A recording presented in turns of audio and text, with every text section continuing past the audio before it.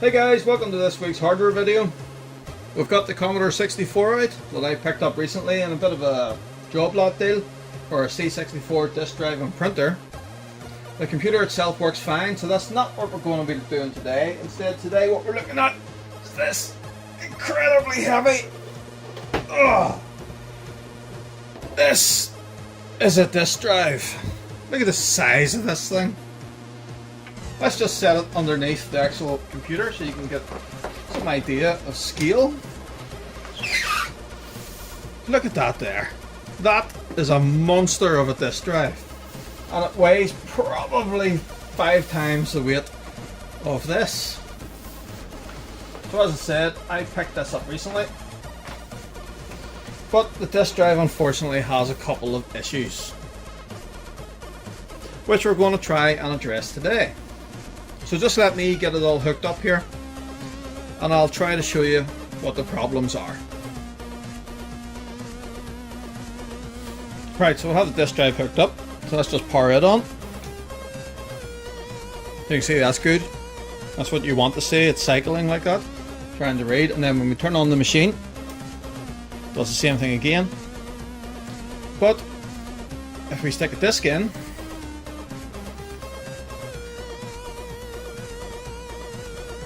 first issue is actually getting a disc to stay in. You see, so this mechanism needs looked at. It will if you... There, that's it now. You have to push very hard and hold it for a minute. And then if we try to actually read the disc,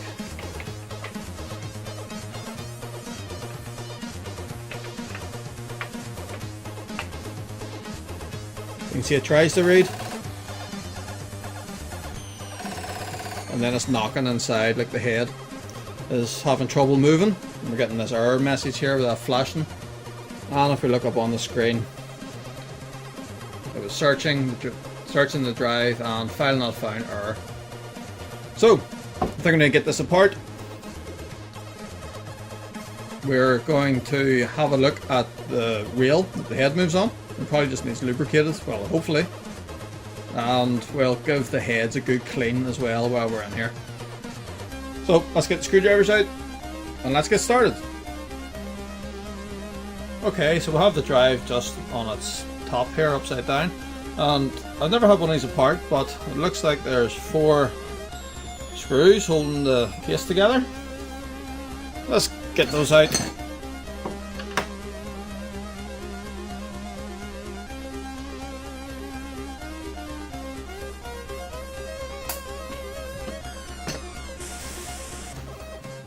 A little tip, by the way, if you have a screwdriver that's non-magnetic, just leave it lying in your magnetic bowl for a while, and then all of a sudden it magically becomes magnetic.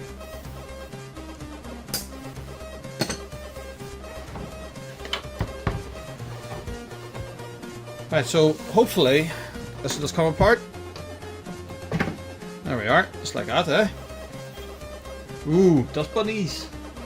Lots and lots and lots of dust bunnies. So yeah, I think this needs a good clean.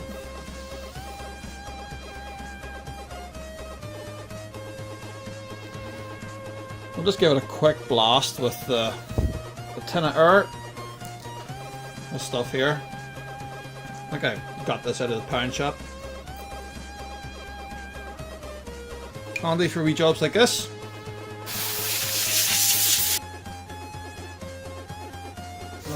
Dust everywhere.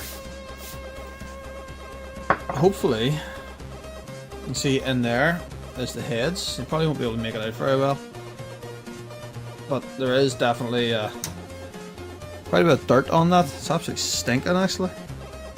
So we'll have a look at that, and we need to see why this mechanism appears to be stuck. So I think what we need to do is continue dismantling. So we'll try and get this board off. So let me see. It appears to be 1, 2, 3, 4, maybe just the 4 screws holding this in. Possibly another couple on the side here. So we'll take these out and see how we get on.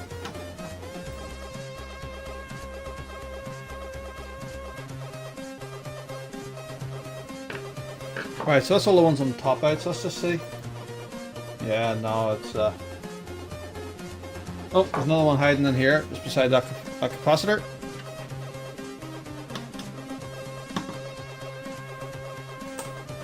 Right, I think that's all the ones on the top out, so is it going to come? No, you must need to remove, there's two here on the side as well, so we'll take those out as well.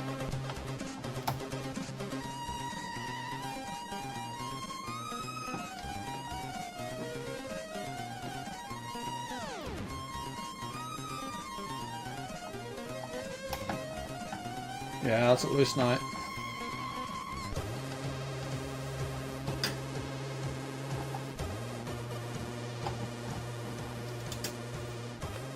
Right. Yep, that's it loose. I need to take these connectors off. I probably should have took these off before taking the screws out. Well, that came off quite easily, actually. And then all of these. I need to remember what order these went in. Well, I suppose we can just look back at the video footage if we're stuck. That's for the LED, I assume.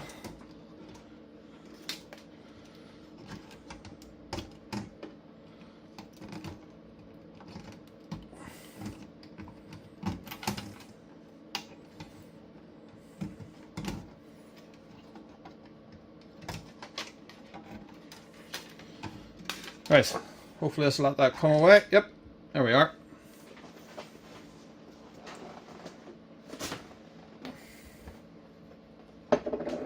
What we'll do actually is just get our anti-static mat out here and we'll just leave it sitting on the mat. Well, maybe give the, you can see the board is still a bit dusty and things, so we'll maybe give this a wee clean up later with the IPA. But I want to try and get this working first. So, this is the bit we're interested in. There's the reason this is so incredibly heavy, because it has its own transformer built into it. Its own power supply is part of it. Compare that to the 1541 Mark II that uses the external power brick, which is only about that size. All this with the board on top of the drive, and all this is external. Right, first things first. This.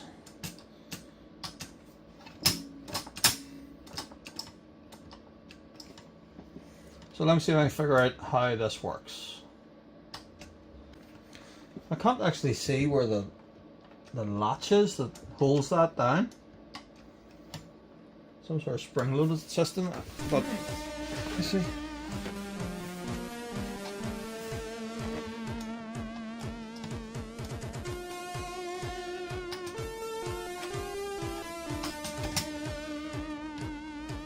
Oh, hold on, maybe is that all this? Ah! Right, so it operates off this. And that's filthy, as you can see.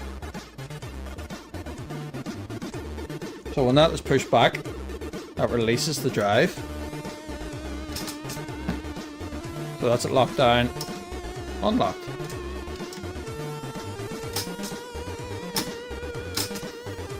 Now that seems to be okay now. So we'll give that a clean up. We'll give that a mechanism of clean up just while we're doing the clean. To be honest with you, I think the only reason it wasn't working was because I was pushing it down with my thumb. Let's turn this around to show you. I was pushing it down on my finger like that. And in the process of me pushing that down, I was actually pushing that in. So yeah, if you just push that down, it works perfectly. Well, that's okay, at least that's something we know. I was just operating it wrong. I suspected that would just be an easy fix anyway, regardless. But this is the bit that's possibly going to give us a bit more trouble. The head. So, the head is just incredibly stiff to move, and I'm hoping all we need to do is, you see these rails here? Down in here, just let me zoom you in a wee bit. I'll just bring the camera down slightly. So we have this rail in here, and it's the same on the other side. So the head moves on those. Quite handy to give you a wee arm on that to work with it, isn't it? And you can see I'm having to apply a fair bit of pressure to get that to move. And to be honest, it's probably more than the wee motor can manage. So we're going to use a bit of this white lithium grease, and we're just going to spray a tiny wee bit of it onto the rails. We're just going to spray it in here at this point where the carriage is. And do the same on the other side.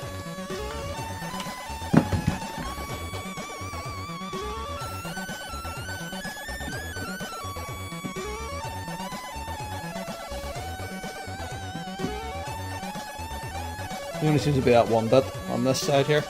And then we'll just move the heads up and down a wee bit.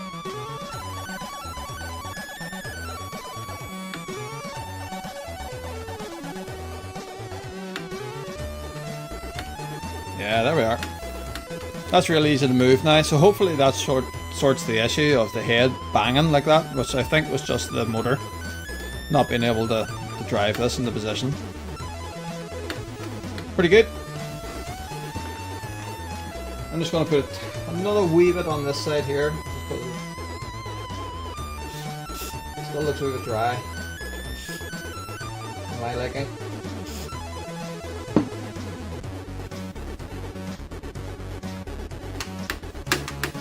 Yeah, that's it now.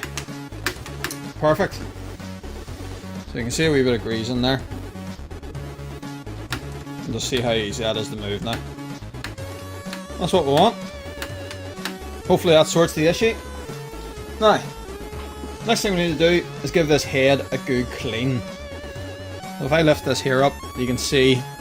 Oh, I'm bringing you into the centre of the screen. If I lift that up, you can see the head is dirty.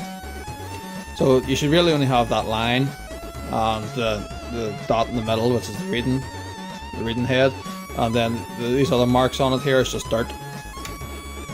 So to clean it, all you need is a cotton bud and a wee bit of our IPA.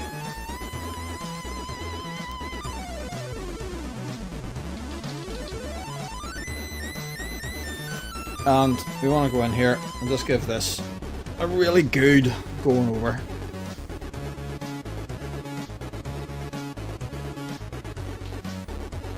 Now, I was watching Gadget UK a couple of weeks ago. He says you really want to get into this and give it a good clean, so we're going to take the man on his word. And you can hear that I am giving this a really good going over. Okay, let's remove those dirty marks on it.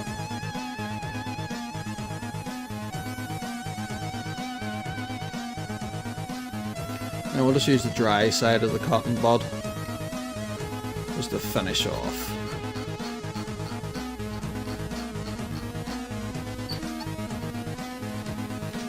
We'll give it a minute for the rest of that just to evaporate. I suppose while we have this apart, we'll just give these other wee bits here a wee clean, as they are quite dusty.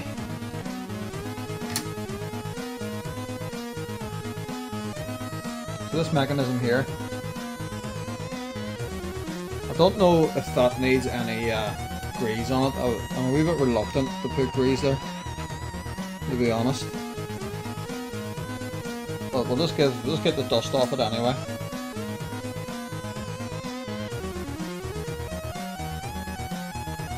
Right, that's not too bad.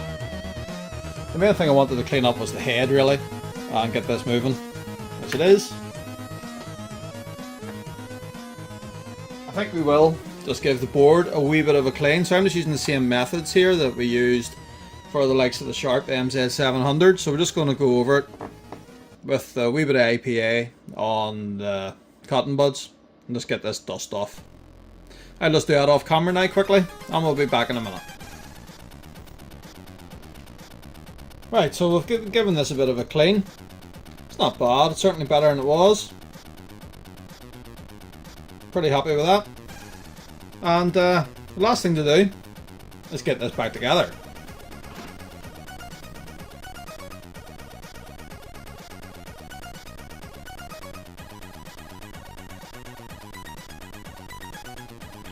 Right, let's get all our wires back in, so the power was on there. These ones are like so.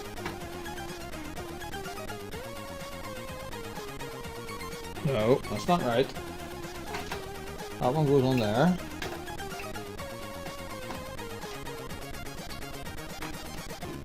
There.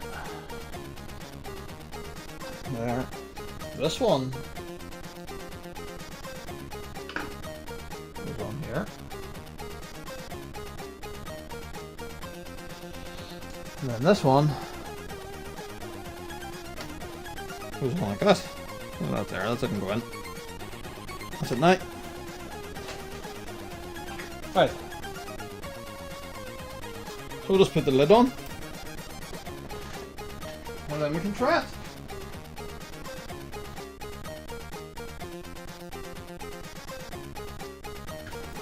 Let's get it hooked up to the C64 again, and we'll be back in a minute. Okay, so we're back. We have this hooked up to the C64. First things first, let's power this on. So that's right, that's what we wanted to see. We'll power on the Commodore. Everything's looking good. So, moment of truth. Let's try our disc.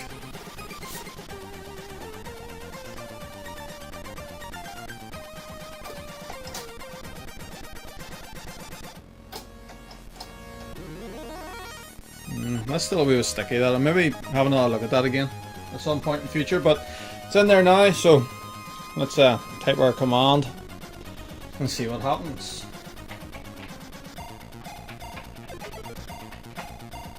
So we'll just try and list the directory, because this is a blank disk anyway, so. Okay, so that's good. No more flashing light. List. There we are. New disk. 664 blocks free. Drive appears to be working. Excellent. The next thing I'm going to do is, using my SD to IEC, we are going to copy some software from this onto the disk, and then we'll try loading a game or a demo or something, or whatever it is I copy across, using the real drive on the disk. So I'll just copy that off camera here, and we'll be back in a minute.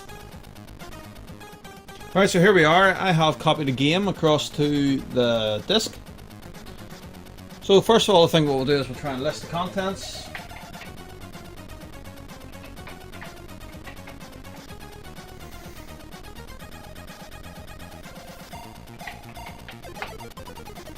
There we are.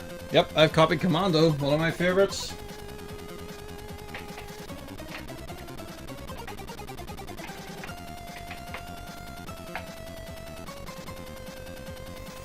And let's see if it'll load.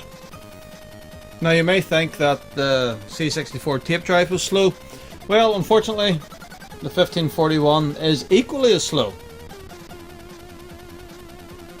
I will look into getting one of the cartridges that will speed up loading from disk, but for now we'll just have to put up with it. If anyone's interested to know how I copied the disk image from the SD card to the real floppy drive, I'd recommend you check out the video by Jan's Beta, who's an absolute tree of knowledge when it comes to these machines. And many thanks to Heather over on the Lemon 64 forum for pointing me in the direction of his video that described how to do it. Alright, there we are. That's it loaded. Run.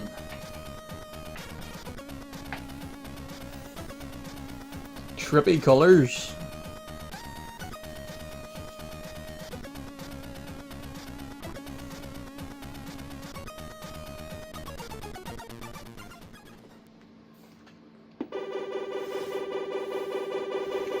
Hey, this is the crack screen.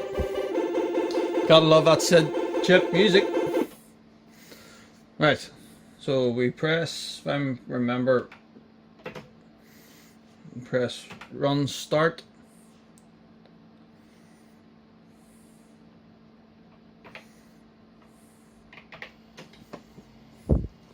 And then we can load the game. Perfect.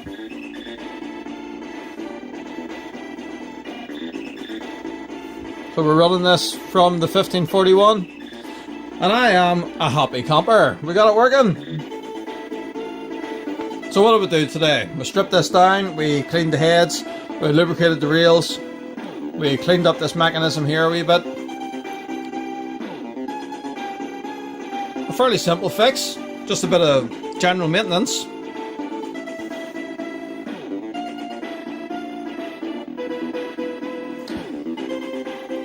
I also have a 1541 Mark II sitting.